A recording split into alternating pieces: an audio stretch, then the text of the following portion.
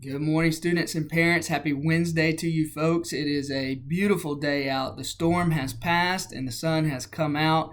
Man, there's some life lessons there. And so if you're in a storm or all of us are either in a storm or going to be going through a storm, I think it's important that we cling to hope, knowing that the sun does come out the next day. And even behind the dark clouds, there is a good God providentially holding things together for us as believers. And so it is going to be great weather, students, over the next couple of days. So I want to encourage you to take care of your mental and physical health.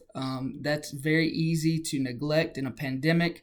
I was reading about just the rise in anxiety and depression in adolescents in particular the other night. And I think it does your body well to get out, to get some vitamin D in the sun, and to do something physical, run, do some push-ups, do some burpees if you like. If you got weights at the house, lift, do something that's going to cause you to sweat a little bit and get your heart rate going. That is good for our bodies. It's going to help you relieve stress in a positive way.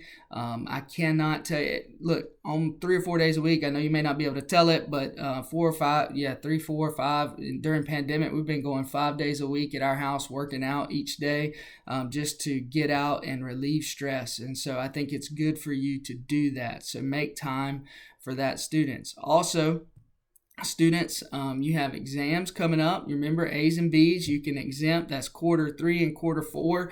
Combined average has to be over an 80 for you to exempt your exams. And so your teachers are working hard on putting those together, but also giving you ways to earn the marks that you need to be either exempt, or if you have to take the exam again, to be successful on that exam. So make sure you're getting prepared for that and your work in. Students that are returning with us next year, Lord willing, that is all of you except my seniors. It is time for y'all to graduate. But for the rest of you folks, remember May 11th is the date to have your courses registered for next year. So that is actually Monday. So you got the rest of this week and the weekend, and then I need to have your courses in by that Monday so that we can begin building the master schedule for next fall. And so very much looking forward to being back together in the fall. Juniors tonight, rising juniors. So if you're a sophomore now, rising to be a junior, junior parents, we have a meeting, a town hall meeting for you to talk about scheduling junior year. Is very, very important. And Dr. Simonson will be on that call, Mrs. Bennett, Mr. Hutchison, myself, and so hopefully be able to impart some wisdom as far as courses, but then also preparing for college and what is the college kind of scene looking like right now. So it'd be a great time of discussion. Want to end today with just a quick verse. I was reading in Matthew 12, 33 says this. Jesus is actually speaking to the Pharisees. And so he says, either make the tree good and its fruit good, or make the tree bad and its fruit bad. For the tree is known by its fruit. You brood of vipers, how can you speak good when you are evil? For out of the abundance of the heart, the mouth speaks. A tree is known by its fruit. Students, I think it's good for us to reflect on who are we. A lot of times we are disillusioned.